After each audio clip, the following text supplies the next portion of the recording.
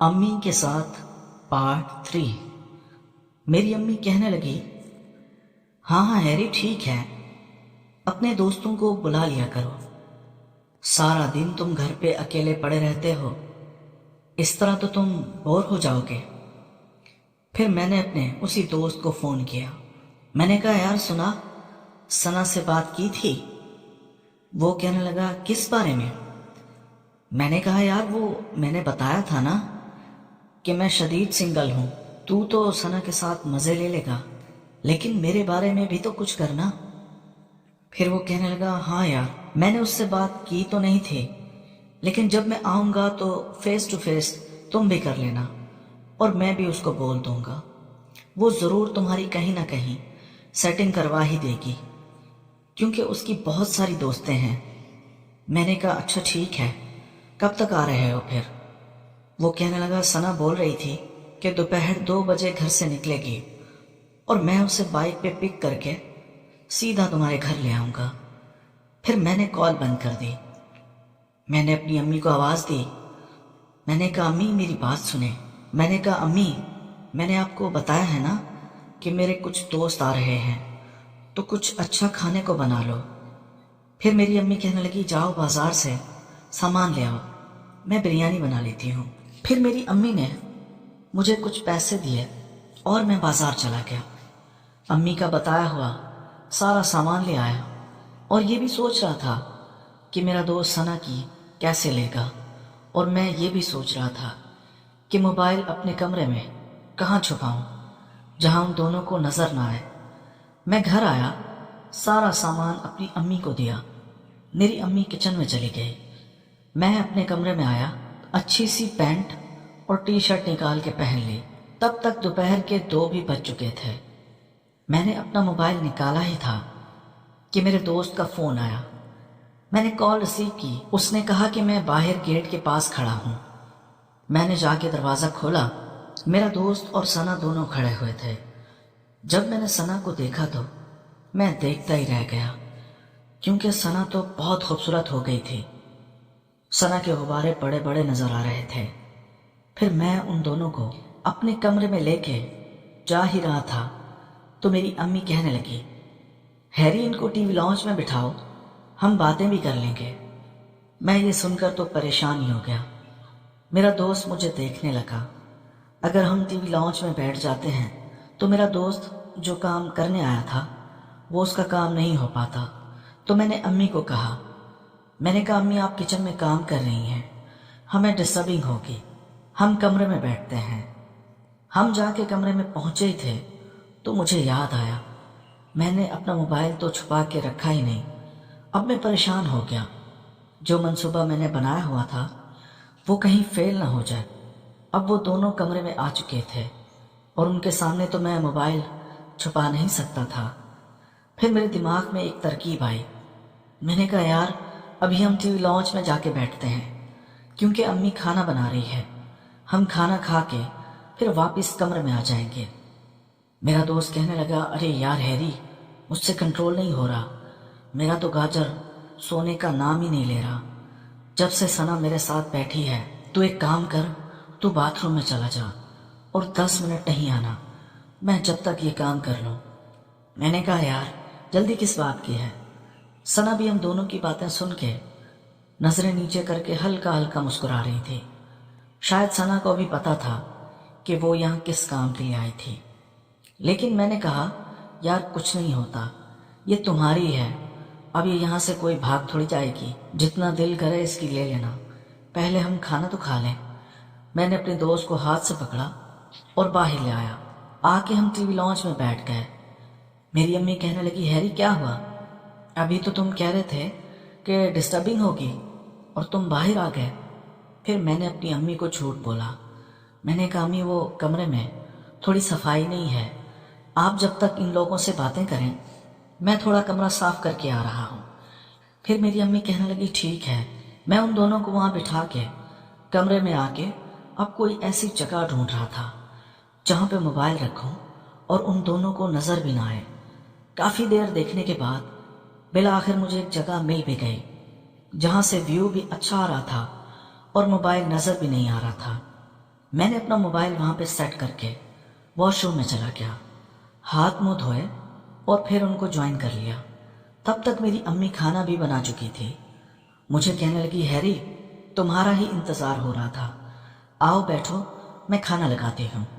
پھر ثنا کہنے لگی، نہیں نہیں خالہ، ہم نے تو کھانا کھایا ہوا ہے۔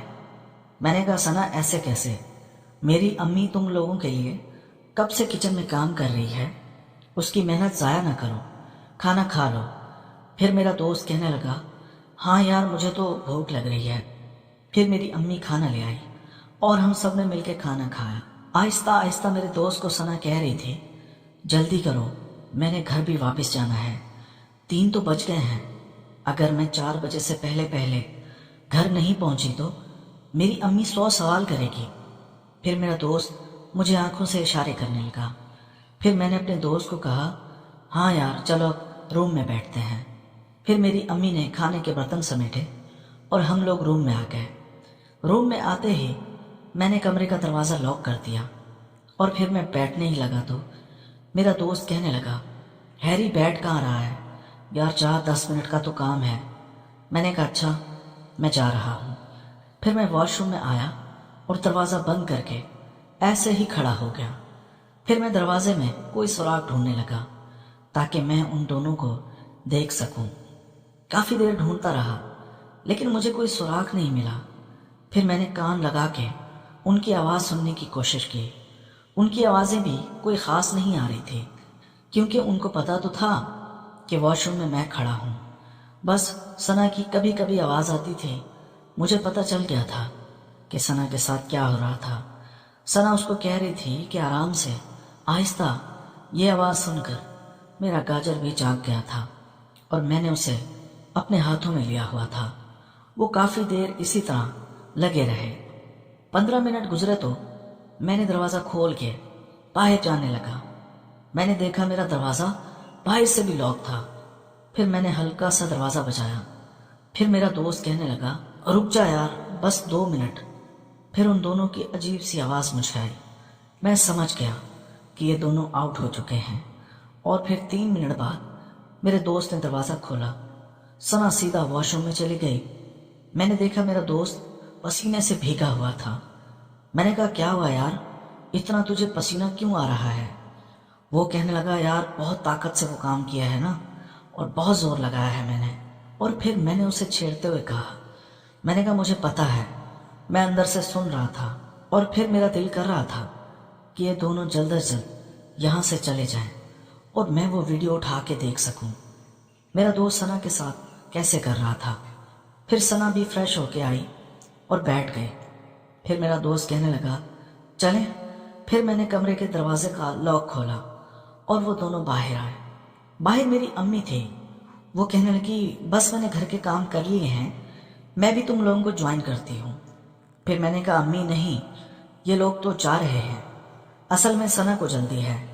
وہ کہنے لگی، نہیں کچھ نہیں ہوتا، بیٹھو تو میں فون کر کے ثنا کی امی کو بول دیتی ہوں کہ ثنا ہمارے گھر پہ ہے۔ اب میں امی کو کیا بتاتا کہ یہ دونوں چوری یہاں آئے ہوئے ہیں۔ میں نے کہا، امی پھر کبھی۔ وہ دونوں وہاں سے چلے گئے اور میں واپس اپنے کمرے میں آیا اور اب شام کے 4 بھی بج چکے تھے۔ تو میں نے وہ موبائل اٹھایا اور میں اپنے بیڈ پہ لیٹ کے وہ ویڈیو دیکھنے لگا۔ میں نے وہ ویڈیو دیکھی، میں تو حیران ہی ہو گیا تھا۔ ثنا کا کتنا خوبصورت تھا، میری سوچ سے کہیں زیادہ۔ میرا دوست ان کو کھا رہا تھا اور اس ویڈیو میں آواز تو نہیں آ رہی تھی لیکن یہ پتہ چل رہا تھا کہ میرا دوست ثنا کو کیا کہہ رہا تھا۔ وہ کہہ رہا تھا کہ لولی پاپ کرو اور ثنا اسے منع کر رہی تھی۔ میرا دوست اس کو زبردستی کرنے کی کوشش کر رہا تھا۔ وہ ویڈیو دیکھ کے میرا دماغ اب خراب ہو گیا تھا۔